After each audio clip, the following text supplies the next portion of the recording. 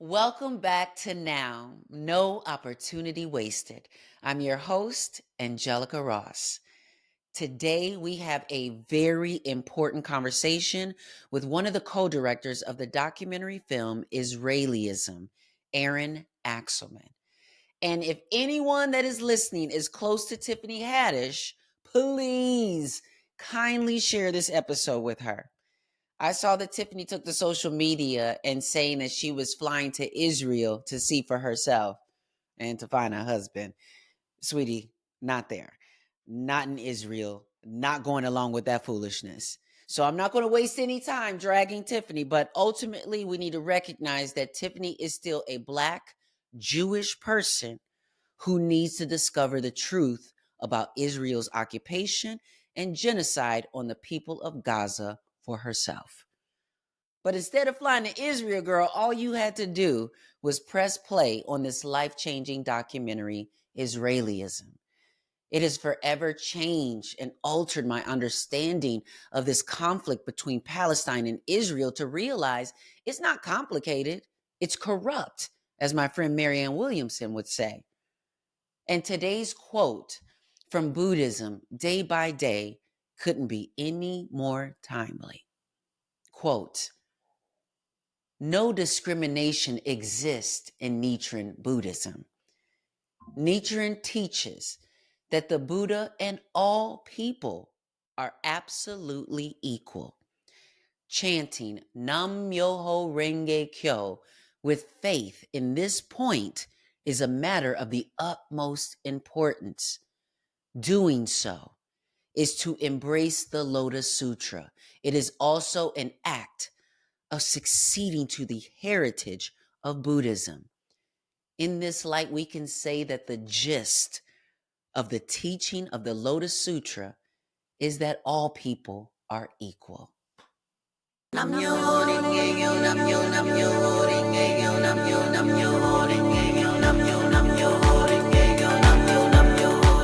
All right, welcome back to Now. I am sitting now with an incredible person who is doing incredible things. Welcome to Now, Erin Axelman. Welcome. Hey, thank you for being here. Again, you're doing amazing things. It's really cool to get to talk with you. Thank you so much, but I have to say, I am known. I am someone who is known to shake the table. But when I tell you that Israelism, the film, that is how you shake the table, ladies and gentlemen. Whenever you get a chance to see this film, run, do not walk. Run to go see this film. When we talk about seeing films and wanting to leave the theater changed, forever changed, this absolutely 1000% is it. I have so many comments, so many questions, so many things. I guess I'll start with the fact that like with this film, you are about to go. So you are one of the co-directors, am I correct, and Yes, co-producers? yes, So, but how did this even come about? Just let's even just start there. How did this project come about? yeah. It took us a long time. It took us 7 years to make. So we started in 2016, and it's very roughly based off my own story. Not exactly. It's more closely based off the stories of many of my closest friends, but certainly my own story as well. I grew up in a tiny town in rural Maine.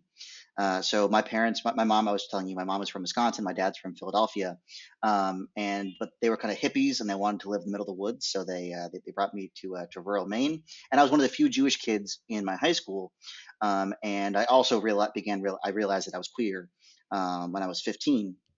I fought it for a very long time. Of course, I didn't accept it. as we usually do when Yep, we first yep. find those things out. Yeah, Yes. yeah. As a young person, I didn't. It was very difficult for me to form a positive identity because I was made fun of for being Jewish. I experienced. I grew up in like Trump country, so it was like it was like 20% hippies, which was great, and then like 80% Trump folks, and that was the dominant culture in my public high school. And so Wow. both being one of the few Jewish kids and then also realizing at a very young age that I was queer. I later came out as bi and trans and stuff. It took me a very long time. It was very hard for me to kind of find a positive identity. And it was interesting for my bar mitzvah. I was given a bunch of very pro-Israel novels, and I went to Hebrew school as a young person, but my our rabbi actually didn't talk about Israel that much. He was like in his 70s or 80s when he was teaching me, and so he was born well before the state of Israel was created, and he was a Zionist. He talked about it but very infrequently. To him, Judaism was just Judaism. It was the Torah. Israel was something else, but the important thing to talk about was Judaism from his perspective. And so Israel wasn't a huge part of my life. But then for my bar mitzvah, I was given all these novels, pro-Israel novels. And as someone who really had never formulated a really positive Jewish identity, again, it made me feel different. It made me feel embarrassed to a certain extent because people made fun of me. I read about these stories of Israel, and I was like, oh my God, this is what it means to be a Jewish person. Like, so it was the story that's presented to us, the kind of traditional pro-Israel narrative. It makes Israel seem absolutely incredible, right? It Mm-hmm. basically is, Mm-hmm. it's the light at the end of the tunnel after millennia and centuries of anti-Semitism. My family fled violent anti-Semitism around 100 years ago in Eastern Europe. Israel is seen as, the saving grace. It's finally, after all this oppression, we finally have our own state. And we Mm-hmm. finally have redefined ourselves and created this brand new Jewish identity, and we're returning to our homeland, right? It's the narrative that's given to you, and so it's an amazing narrative, especially as a young person. It's like, oh my God, I can be part of this. I can be part of this rebirth of the Jewish people, and I can be part of kind of creating, and being part of this amazing renewal. And so for a couple of years in high school, I became an ardent, Zionist, as pro-Israel as you can get. I began wearing a Star of David necklace around my neck. It became my way of connecting to Judaism. It really became my way of feeling like I was part of a community because I wasn't part of a big Jewish community. It made me feel connected. Absolutely. And then, yeah, and then my senior year of high school, you could do it. My random public high school in rural Maine. You could do an independent study, and I had this truly amazing teacher who the film is partly dedicated to. And I was going to do an independent study on the history of Israel. And you made a documentary at the end of it. I've been doing documentary stuff as an amateur for a very long time, and I was going So to do that one on the you're so history of you're Israel. saying that was a part of one of the assignments at the end of it was to make sort of a documentary? Exactly. And so the goal going into the independent study was to make obviously a very pro-Israel documentary about the history of Israel. But pretty early on, and he knew that, he knew I was a really left-wing person. And at one point, early on, he was kind of confused that I was so pro-Israel because he knew I was a really progressive person. And he was neither Jewish or Palestinian. So at one point early in the year, he asked me, he said, do you know anything about Palestinian history? And Mhm. Now I wait, said, so no. who was this that asked you this? It was just this truly amazing teacher I had So this in was my the teacher of your independent study Yeah, at my public high school, of random your public public high high school, and he school? Okay. changed my life in Wow. profound ways. Because I said no, because the narratives that we read never talk about Palestinians. They mention Arabs, if anything, and they only talk about Palestinians as an obstacle to the dreams of the Zionist movement or to the Israeli state, and never as a full-fledged people who have their own rich history and civilization. And so I said, no, I don't know anything about Palestinian history. So over this course this year, he gave me all these amazing history books, both by Palestinian authors as well as left-wing Israeli authors, that talk openly about the Nakba and the occupation.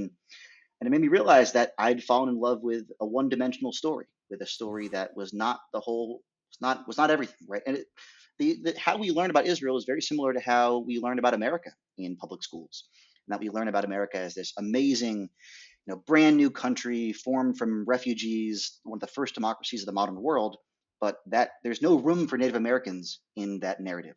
And similarly, there's no room for Palestinians in the traditional pro-Israel narrative. So I became Right. fascinated by why I'd fallen in love with that narrative that so obviously erased the Palestinians.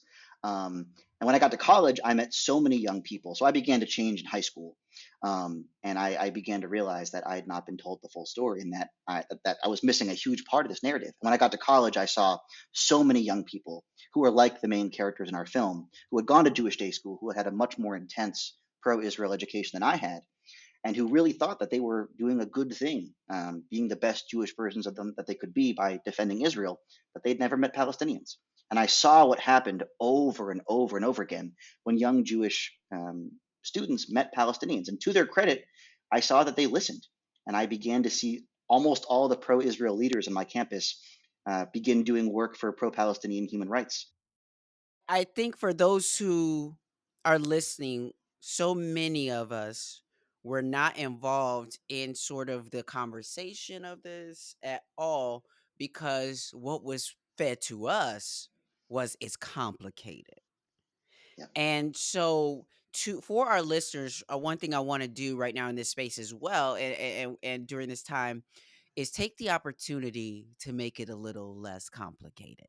And so to start with it, I think what that starts with is education and people, because one thing that I love about watching this film is what's really, really clear is that this is a very clear example of once you know, you can't unknow. yeah, Once you see, you can't unsee. So can you, for the listeners, tell us what is the difference between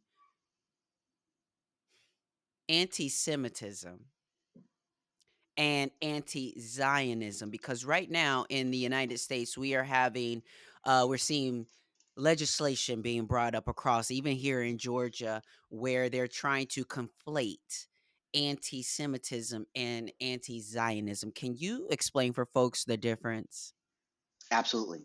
Yeah, so Zionism is a political movement that was created in the mid 1800s, and it was basically, there was this problem that Jewish people had in Europe, where we began to realize that Europe was not going to be a safe place to survive for Jewish people, and the Holocaust obviously proved that very right. And so people began thinking about, because of violent anti-Semitism, hatred towards Jewish people in Europe, we have to figure out something needs to change. We need to figure out some way to be safe. And so there's a variety of ideas about how to create Jewish safety. Most people actually just came to the U.S. The great majority of Jews, for most of the time, most of the first, actually, yeah. So from like the beginnings of Zionism until the 1920s or so, almost all Jews who realized they needed to get out of Europe came to the U.S.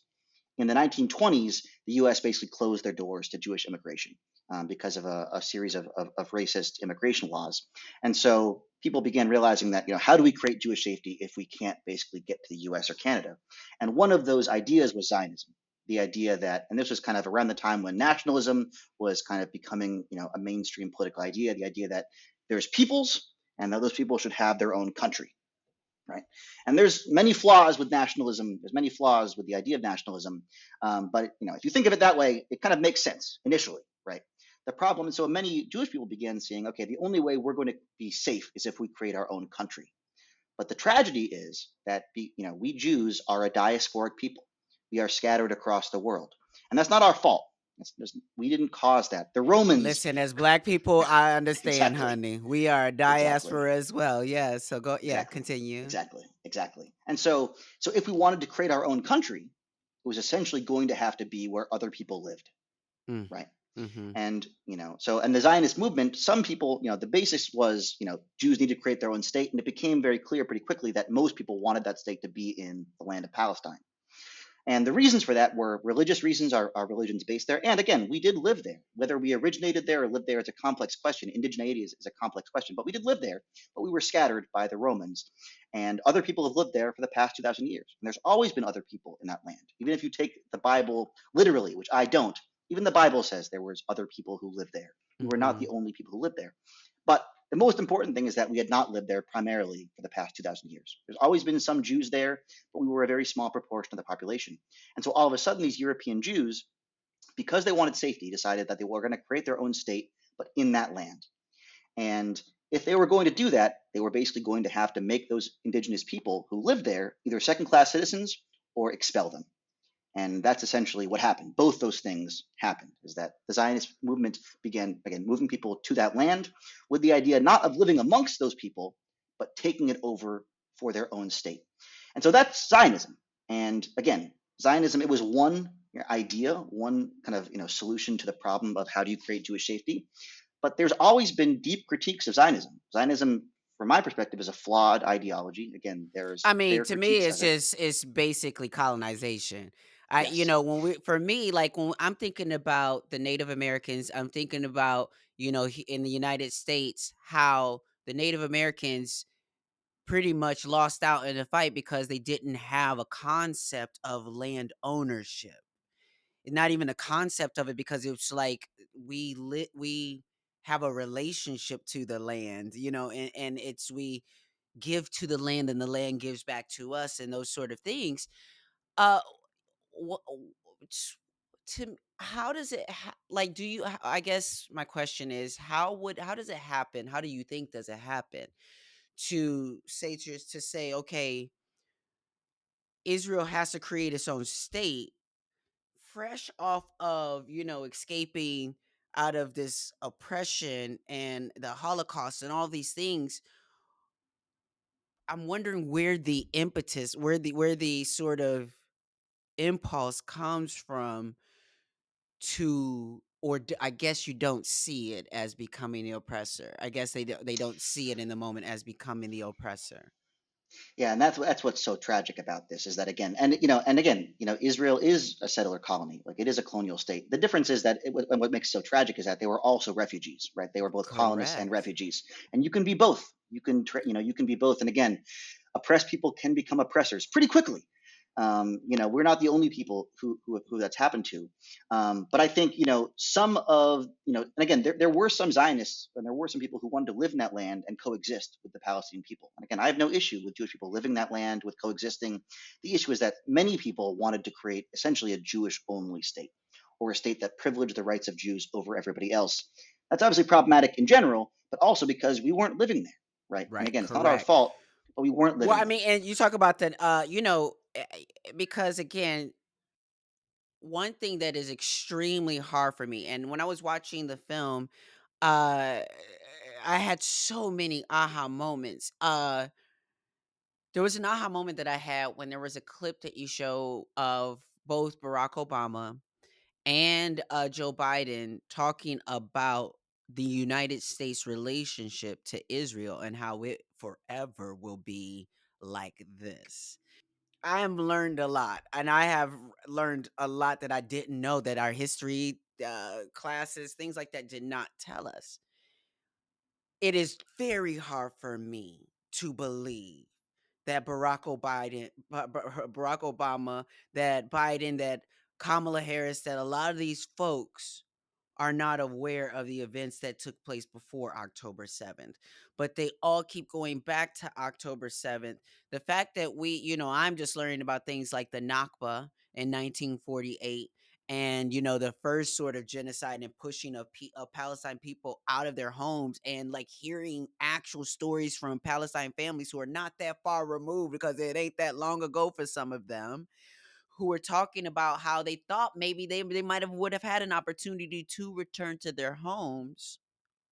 And so when you look at the history of all of this, you see that this was never about Hamas. This was never about October 7th. This was like a continual plan. And I feel like Netanyahu has continued to reveal that this was always the plan and not even being concerned for the safety of the hostages as they employ their sort of military strategy that how could you possibly be concerned about hostages? Not only that, but a lot of news story and information comes up that a lot of the casualties to some of the hostages and Israeli folks have come from Israeli soldiers. When I looked at this and I thought to myself, well, how does something like this happen? And just heard yourself talk about sort of your upbringing and seeing Israel as a sort of solution to safety and to having a safe space. And I this kind of term of summer camp kind of came up, Um, and as I looked at these summer camps, I kind of almost looked at this is not and very much not an isolated situation where look at like evangelical churches Very similar. Very and similar. how they Very similar. indoctrinate folks into Yep. believing the narrative that they have created about things.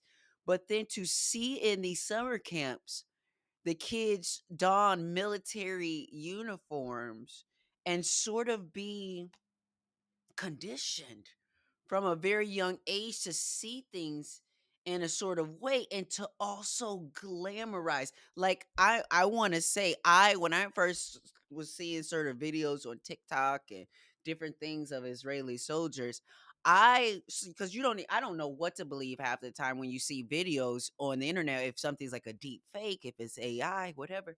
But I just kept seeing s- really attractive looking Israeli soldiers creating content, and then when I saw your film, I saw that it was kind of a part of the process of being like a rock star, like a Yeah. almost a celebrity if you're in the Israeli military.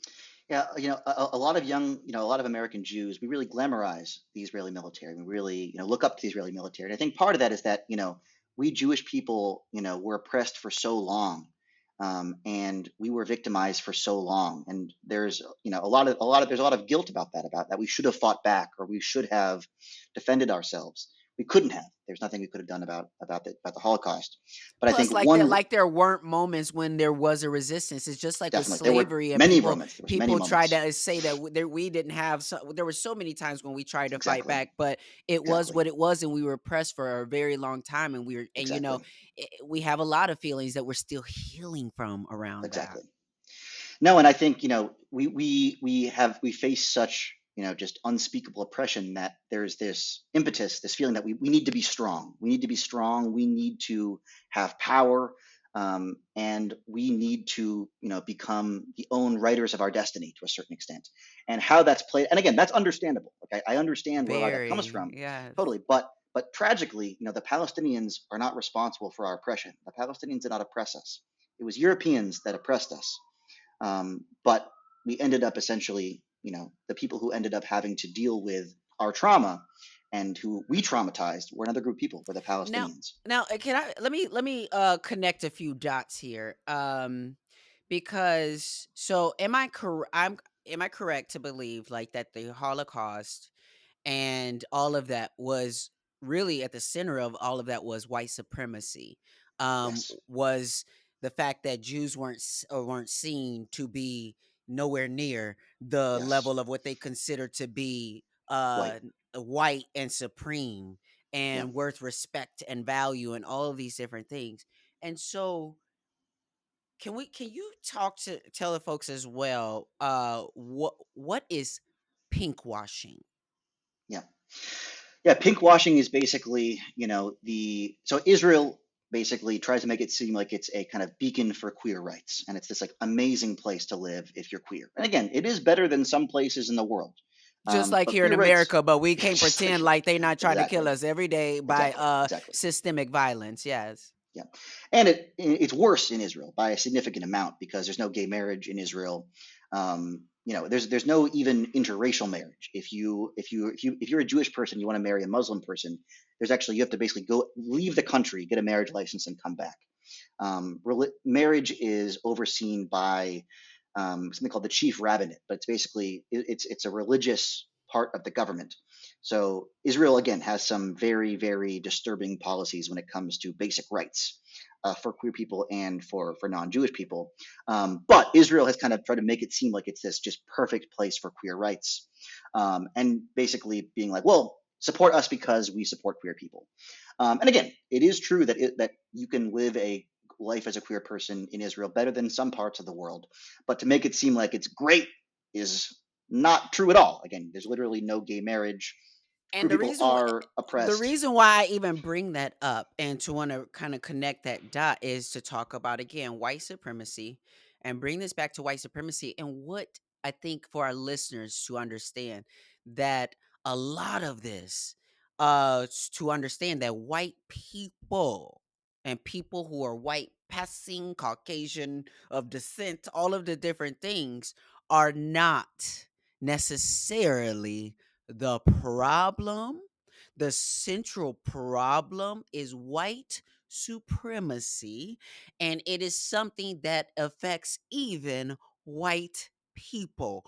Because if you are not okay, well, again, to the Nazis, if you didn't have blue eyes and white and weren't a certain kind of tone and blonde hair and all of that, you were not supreme.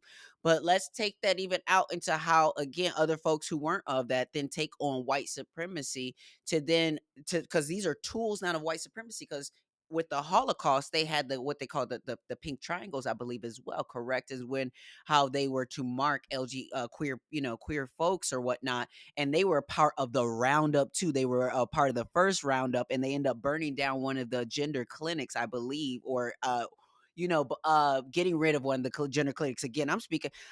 I never even thought I'd know this much about all of this, but I've had to kind of get a fast education on it all to connect the dots that the root of this is white supremacy. That's the root evil of this is white supremacy.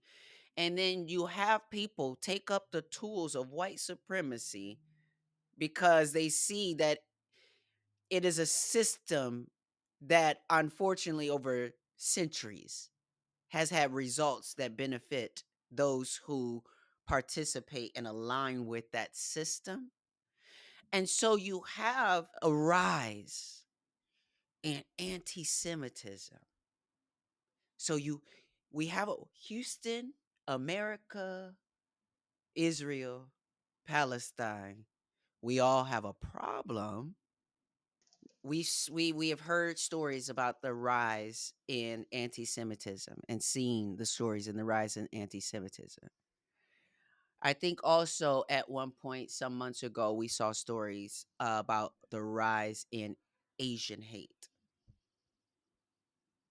And what I think me and so many black folks who are looking at the situation are waiting on, and so we're waiting for everyone to connect the Yeah, the dots. dots. No, it's fascinating because it's so deeply ironic because yeah, the Jewish people were one of the greatest victims of white supremacy in Europe, right? I mean, like we were one of the initial kind of others because for centuries and centuries in Europe, Europe was not a very diverse place for many centuries. We were seen as more Middle Eastern. We refused to convert to Christianity. We were seen as the other, the most different, and it was an apartheid system. In many parts of Europe, Jews were not able to own land. There was different laws for Jews than there were for Christians, and we suffered from white supremacy. But Does that let me ask you as that, does that word apartheid exist in the Jewish mindset before this conversation with because just as you mentioned with Germany or the Holocaust and things like that, and the apartheid aspect of that, is that a word that has been used and it is used to describe that before we were good talking about the question. sort of situation with Israel and Palestine? Not exactly. I mean, so it's mostly used because it was obviously it was a term coined by white South Africans called it basically means separate or separateness in I think in Afrikaans, and so it's become kind of a useful term to describe any legal system in which people are separated by their race, in which there's different legal systems. But so it's a useful word. But again, Jim Crow was an apartheid system, right? It Hmm. was a system in which people had different legal rights. So it was before apartheid was I think And coined in the 40s. I love that you just brought that up because America loves to come up with cute terms Yeah, and words for things like the Jim Crow. It sounds like an era, a fashion, something. yeah. It sounds like something other than what it was, which is apartheid. But Yeah, please it was continue. apartheid. But yeah, so the word apartheid I think didn't come into being until the 40s. So before that, basically, but now it's a helpful term to describe any system in the present or in the past that basically separated people by race, in which you're a different legal system based on your race that you're born into. But what's so sad kind of about again our own history is that we were the victims of white supremacy, but then we took on a lot of the notions and a lot of the ideas of white supremacy. Even though again we Jews are considered white in some places, we're not considered white in some places. But we took a lot of the logic of white supremacy, of the idea of racial supremacy, and we applied it to Palestine. Because a lot of the ideas of Zionism, the very basic ideas, are based on the idea that we are more important than the Palestinian people, that our rights in that land are more important than the rights of the Palestinian people. And that's what's so tragic. Even American Jewish Yeah. people.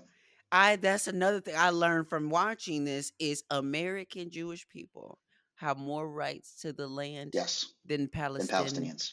Yep.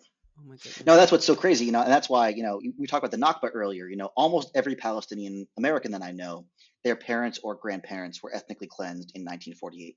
And many of them are still around. I know Nakba survivors, right? Mm-hmm. And so people who literally were born in homes in Palestine, they cannot return to their homes. But I can go right now, maybe not now because Israel doesn't Right. like me that much probably now, but right now I as a Jewish person can go to Israel and get citizenship like that, right? That's a system of racial supremacy, right? I've never lived in that land, right? Again, we have a deep historical tie to that land, but it's not, I didn't live there. Where someone who literally lived there in 1947 was kicked out of their homes, they cannot return. And that's the great tragedy of the situation for the Palestinian people is that they have nothing to do with our oppression, but they have been oppressed in quite profound ways, and it's truly heartbreaking, especially as someone again who has been, our people have been so oppressed for so long, and that's why so many American Jews are so heartbroken because we learn lessons about our own oppression, and we eventually learn that we are now oppressing other people, and that's why that's why there's so many American Jews who are now speaking out to the point where polling shows almost 40% of young Jews under 40, think Israel is committing the crime of apartheid. So there's a Wow. massive number of American Jews who now are willing to look reality in the eyes. We care deeply about being Jewish. Again, many of us have Israeli friends or family members, but we see apartheid. We know what apartheid looks like. We can see it, especially and you don't need to go there to see it, but when you go there, man, again, as you said, you can't unsee it.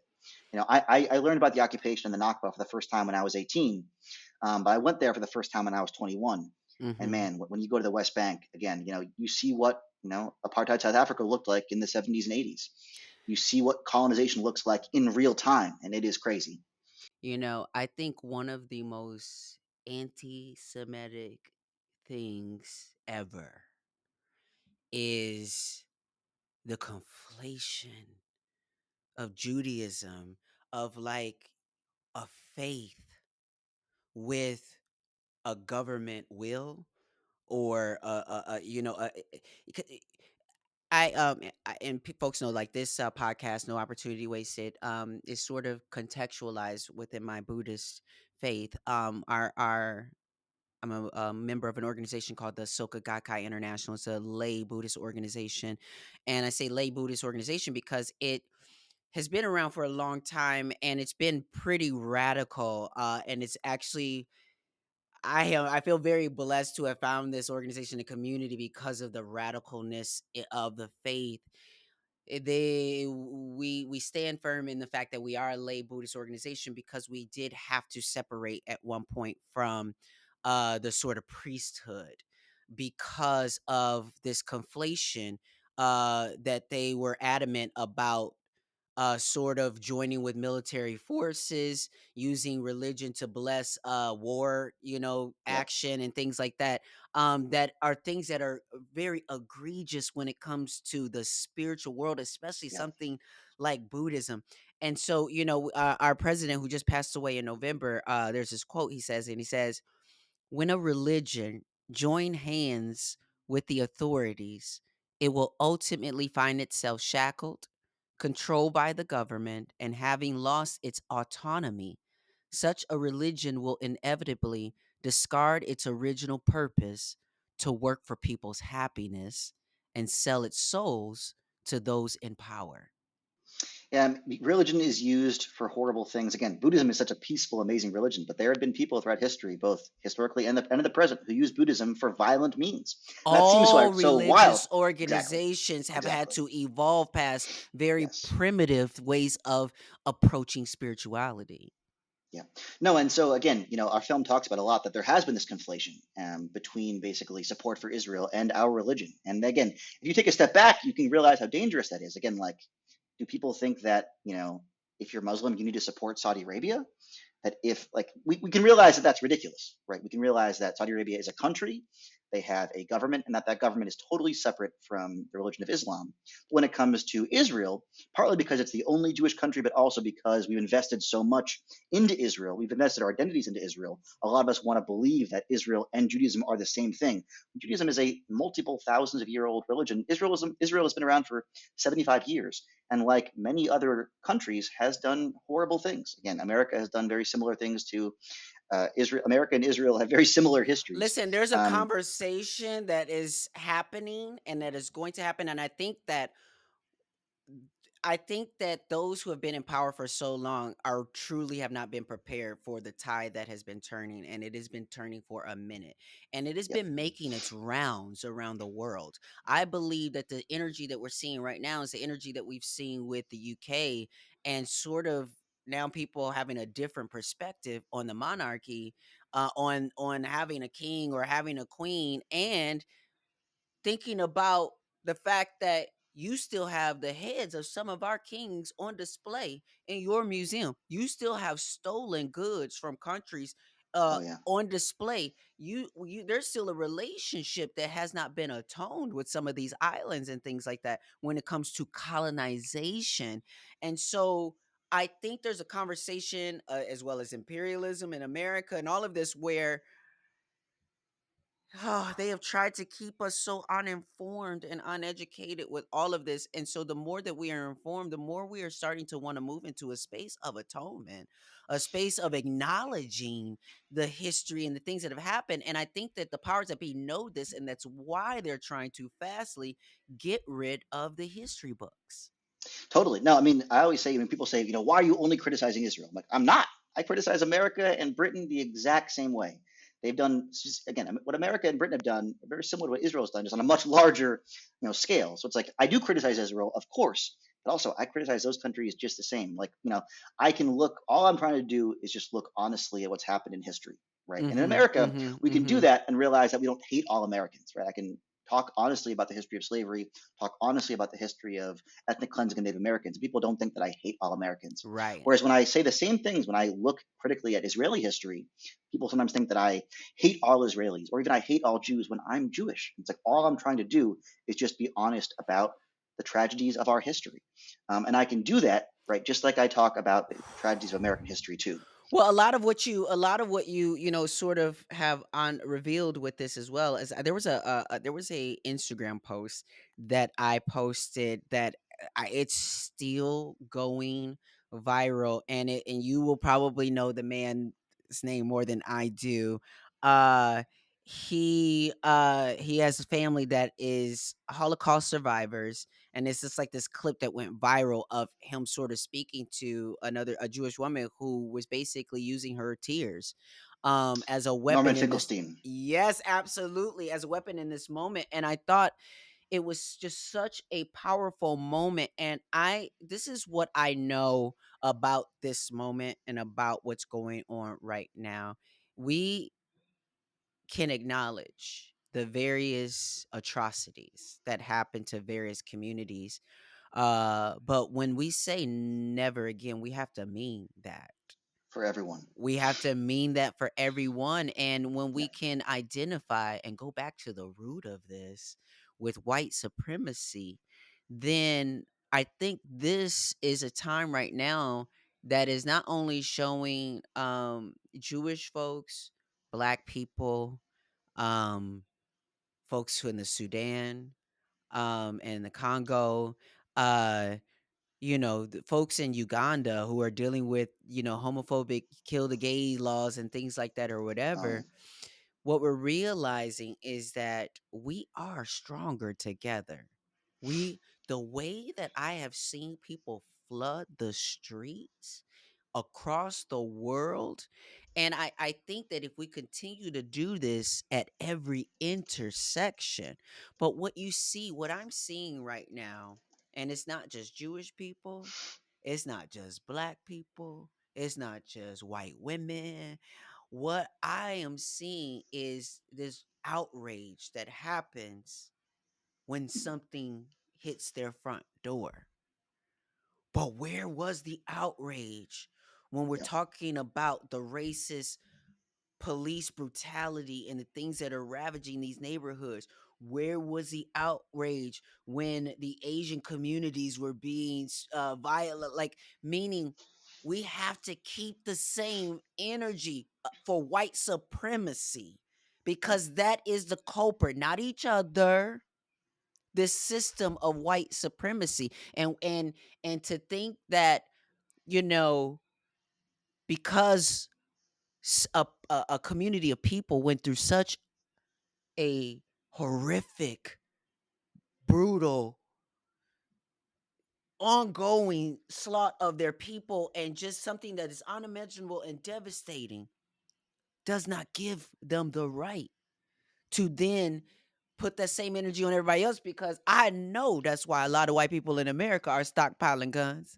Cause I know a lot of folks, there's a lot of what they call thin-skinned racist white people who are scared that black people at some point are going to rise up and like put the same kind of violence and energy that we've experienced.